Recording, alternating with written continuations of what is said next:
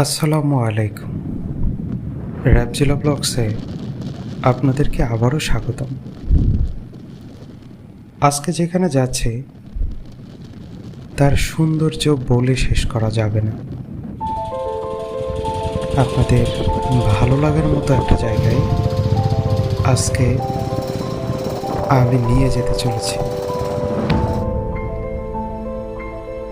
খুলনা বিভাগ তার প্রাকৃতিক বৈচিত্র্য ও শান্ত পরিবেশের জন্য সত্যিই অনন্য। রূপসা নদীর পাড় থেকে শুরু করে বিশ্বের সর্ববৃহৎ ম্যানগ্রোভ বন, সুন্দরবন সব মিলিয়ে খুলনার নয়নাভিরাম সৌন্দর্য মন কেড়ে নেয়ার মতো। খুলনার অপরূপ সৌন্দর্যের কিছু দিক বলি। খুলনার সৌন্দর্যের মুকুটে সবচেয়ে বড় পালক হলো সুন্দরবন। জালের মতো ছড়িয়ে থাকা নদী, খাল, গোলপাতা আর সুন্দরী গাছের সবুজ অরণ্য এক মায়াবী পরিবেশ তৈরি করে। ভাগ্য ভালো হলে দেখা মিলতে পারে রাজকীয় রয়্যাল বেঙ্গল টাইগার, চিত্রা হরিণ কিংবা রং বেরঙের পাখি। সুন্দরবনের কটকা, কচিখালি বা করঞ্জলের শান্ত স্নিগ্ধ পরিবেশ প্রকৃতির এক অপরূপ নিদর্শন। ব্যাগটাকে এখানে রাখছিলাম, আবার চলেন হেলমেট মাউন্টে। অসাধারণ মসজিদটা। আছি এখন একটা ঝিনাইদহের একটা এরিয়ায়। স্থানটার নাম হচ্ছে আরাবপুর মাস্টার পাড়া যাবে বলছে। এই জায়গাটার সিনারিওটা অসাধারণ। কৃষ্ণচূড়া গাছ, প্রত্যেকটা জায়গা এক্সপ্লোর করতে হলে দাঁড়াইতে হবে। এটি হলো চাষরা শিব মন্দির, বাংলাদেশের অন্যতম প্রাচীন ও ঐতিহাসিক হিন্দু মন্দির।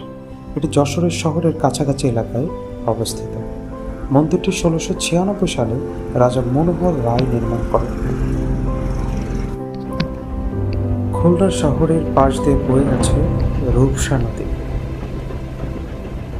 এই নদীর উপরে নির্মিত খান জাহান আলী সেতু, যা রূপসা সেতু নামে পরিচিত। খুলনার অন্যতম প্রধান আকর্ষণ এই রূপসা নদী ও রূপসা সেতু। এখন আছে হচ্ছে রূপসা বাস স্ট্যান্ডে। এখান থেকে কোন জায়গায় যাবো জানি না, দেখি।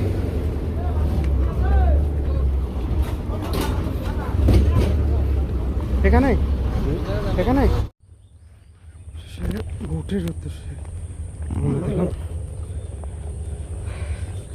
এই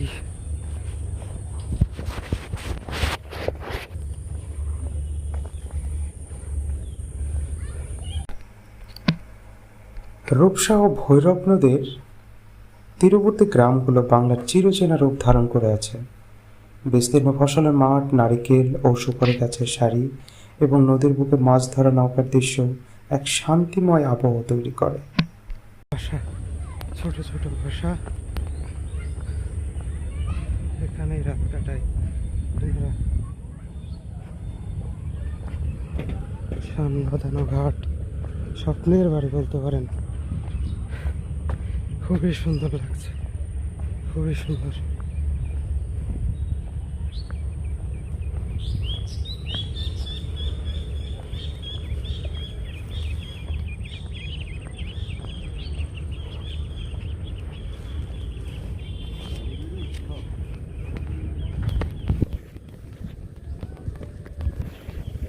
এদিন তো সার্কেল করে পার হতে পারবো জানি না। অবশেষে চলে আসছি। একটু পা এলোমেলো হলেই এখান থেকে পুরা ঝামেলায় পড়ে যাবো। আমি তো ঘেমে নিয়ে পুরো অস্থির।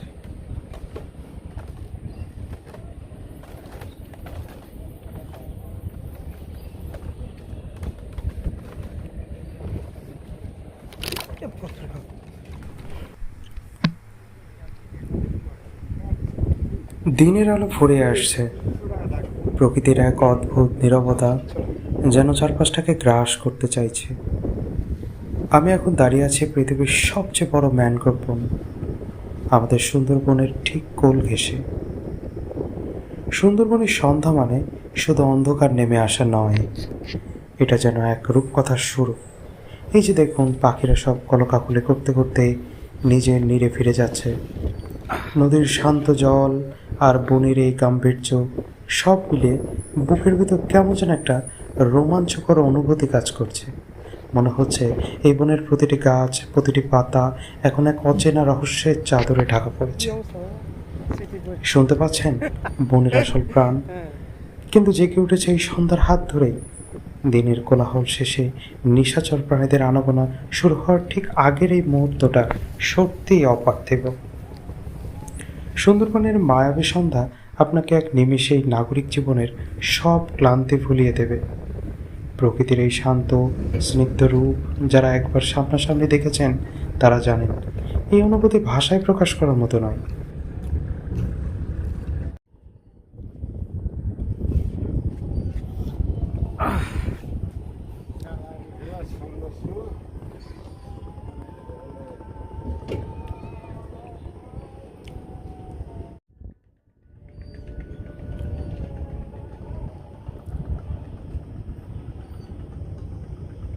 কত শত বোট এখানে দাঁড়িয়ে আছে, সবার গন্তব্য এক জায়গায় নয়, এক একজনের গন্তব্য এক এক জায়গায়। আমাদের এখানে আমাদের ছোট ট্রলার বা কিছু একটা এটা যাওয়ার চেষ্টা করতেছে। কতক্ষণ সময় লাগবে জানি না, চেষ্টা চলছে আর কি।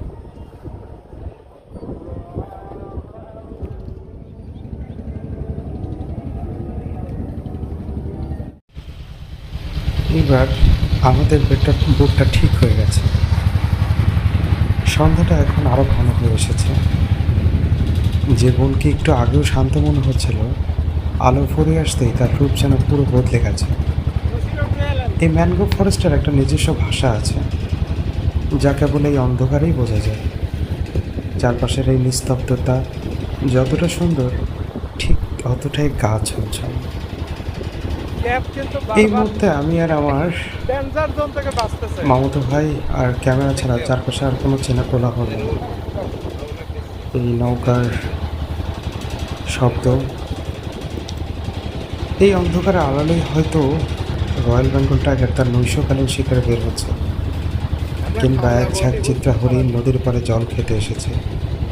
এই থ্রিল, এই রোমাঞ্চ পৃথিবীর আর কোথাও পাওয়া অসম্ভব। আর এই যে দেখুন, বনের পরে কেওড়া গাছের ডালে ডালে যেন তারার মেলা বসেছে।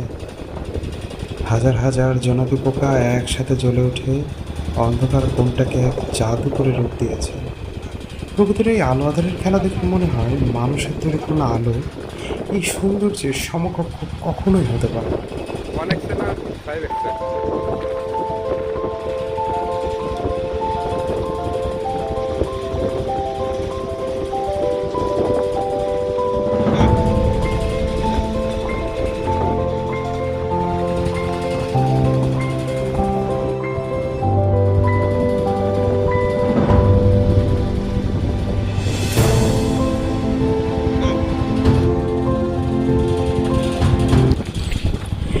এই সুন্দরবন আমাদেরকে মনে করিয়ে দেয় প্রকৃতি কতই না শক্তিশালী, আর আমরা মানুষরা কত না ক্ষুদ্র। এই বনের নিজস্ব একটা টান আছে যা আপনাকে বারবার ফিরে আনবে। শহরমুখী যান্ত্রিক জীবনে যখন হাঁপিয়ে উঠবেন, চোখ বন্ধ করলে ভেসে উঠবে সুন্দরবনের এই শান্ত নদীর জল আর নিস্তব্ধ বনানী। আজ এই পর্যন্ত যেতে থাকি, চলুন আরও কী কী দেখানো যায় দেখতে থাকুন।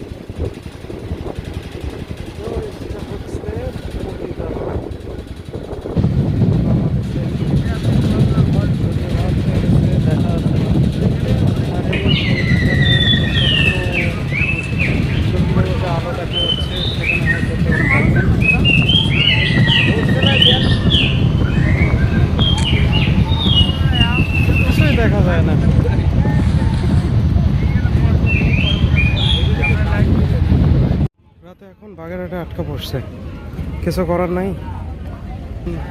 বাগেরহাটেই থাকতে হবে রাত্রে, এইভাবেই দাঁড়ায় দাঁড়ায় থাকবো।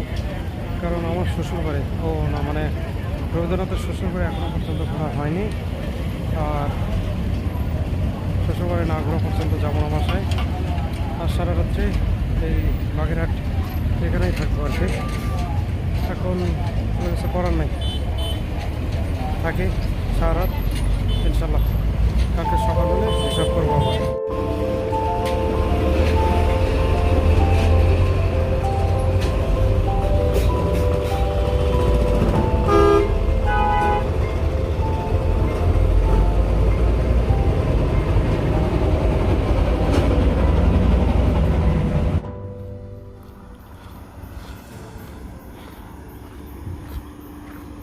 এখন বাজে হচ্ছে রাত 4টা, তাও ওরা হাঁটা শুরু করছে।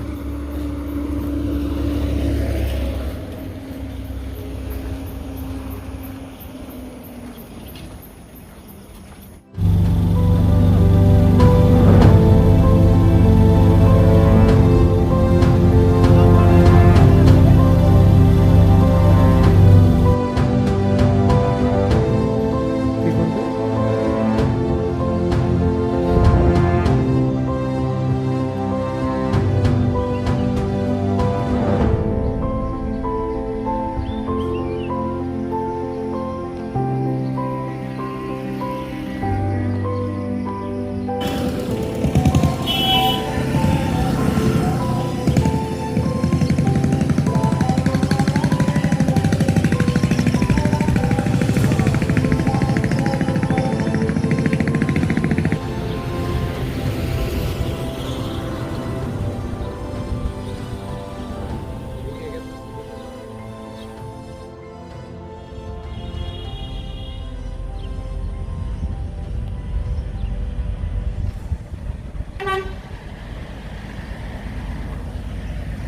এটা হচ্ছে সিংগাইর মসজিদ, এবং সিংগাইর মসজিদ এর ডিটেলস এখানে দেওয়া আছে।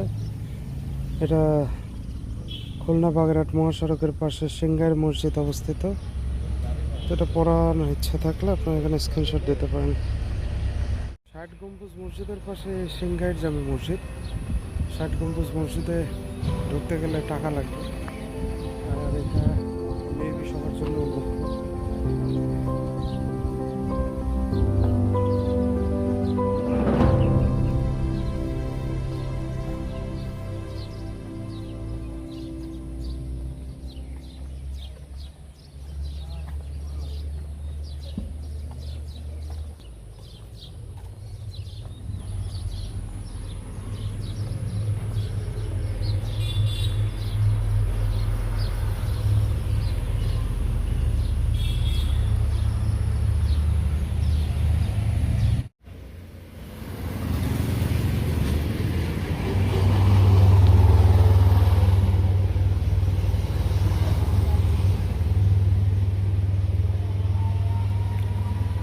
মসজিদে ঢুকতে দেখছি 30 টাকা করে পার পিস প্রত্যেকের লাগবে। তো যেটা আসলে এখন আর সম্ভব না, কারণ গেটে এখনও কোনো লোক আসেনি এত সকালে। আমাদেরকে এখন এখান থেকেই মনে হয় বিদায় নিতে হবে। তার কারণ 60 গম্বুজ মসজিদ নিজের চোখে দেখার ইচ্ছা ছিল, সেটা দেখতে পাচ্ছি, আপনাদেরকেও দেখাতে পারছি। এইটুকুতেই আপাতত এইবার সীমাবদ্ধ থাকতে হবে। আপাতত আর কোনো আর একটা জায়গা আপনাদেরকে দেখাবো, সেটা হচ্ছে রবীন্দ্রনাথ ঠাকুরের শ্বশুরবাড়ি। তো সেইটা অবশ্যই চেষ্টা করব ভিতরে ঢোকার, আর না হলে ছুঁয়ে দেখার যদি না ভাগ্য হয় তো দূর থেকে দেখে চলে আসব বা চলে যাব। আর আপাতত ঘোরাঘুরি শেষ। চ্যানেলটাকে কিন্তু অবশ্যই সাবস্ক্রাইব করতে হবে।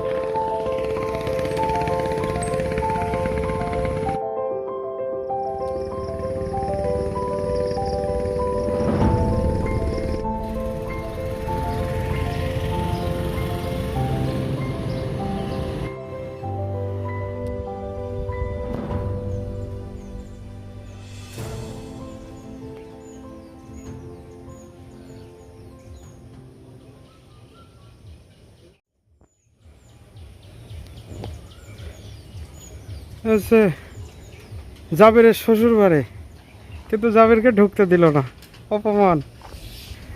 এই যে জাবির মন খারাপ করে শ্বশুর বাড়িতে ঢুকতে দিল না, এটা কোনো কথা? অপমান অপদস্থ হয়ে পিছনে একটা বোতল নিয়ে, দুটি ব্যাগ নিয়ে অনেক দিন থাকার উদ্দেশ্যে আসার পরও থাকা হলো না। খুবই কষ্ট, বেদনাদায়ক। এই ফুলগুলো দিয়েই সাজতে চেয়েছিল সে, সাজাতে চেয়েছিল তার প্রেয়সীকে, কিন্তু দুঃখের বিষয় তাকে কোনোভাবেই ঢুকতে দেওয়া হলো না।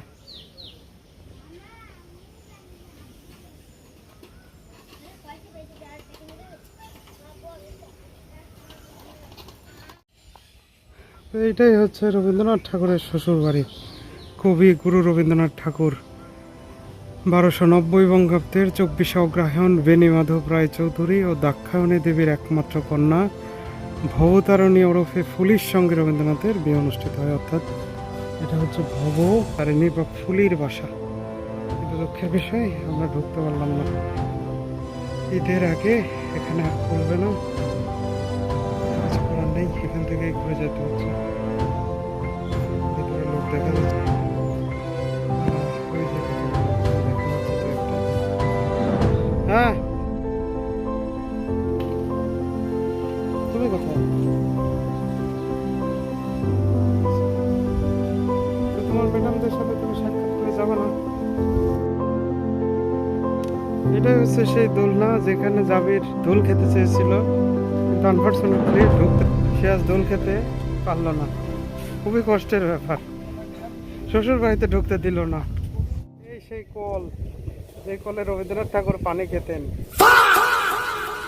এই সেই বাসা, যে বাসায় আমাদেরকে ঢুকতে দেয়া হলো না। কি ব্যাপার, ভিতরে লোক কিভাবে ঢুকতেছে?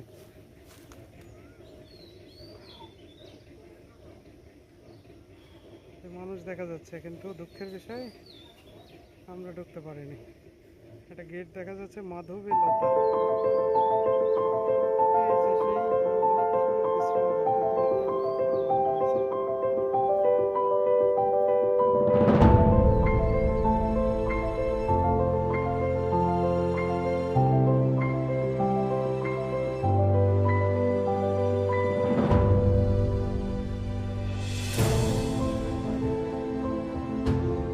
কষ্টের ব্যাপার, শ্বশুর বাড়িতে এরকম ভাবে মানে নেওয়া যায় না।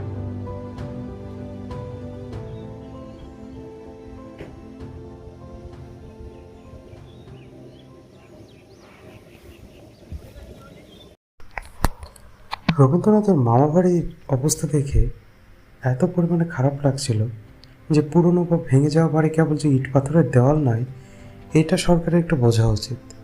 এর সাথে জড়িয়ে থাকে বহু স্মৃতি, আবেগ আর শৈশবের গল্প। একটি বাড়ি যখন ভাঙাবার ভগ্নাংশের রূপ নেয়, তখন মনের ভিতরে যে কষ্ট জমা হয় তা ভাষায় প্রকাশ করা কঠিন। ভগ্নবাড়ির এই স্মৃতির কঙ্কালটুকু দেখে আজকে আমার এই পুরো জার্নিটা শেষ করছি। এই জার্নির সঙ্গে অনেক হাসি, কান্না এবং স্মৃতিগুলো জীবন্ত হয়ে থাকবে, দেখবে আরও অনেক প্রজন্ম থেকে প্রজন্ম। আজকে তাহলে এখান থেকে বিদায়। ঠিক আছে, আবার দেখা হবে অন্য কোনো ব্লগে, অন্য কোনো জায়গায়। আসসালামু আলাইকুম।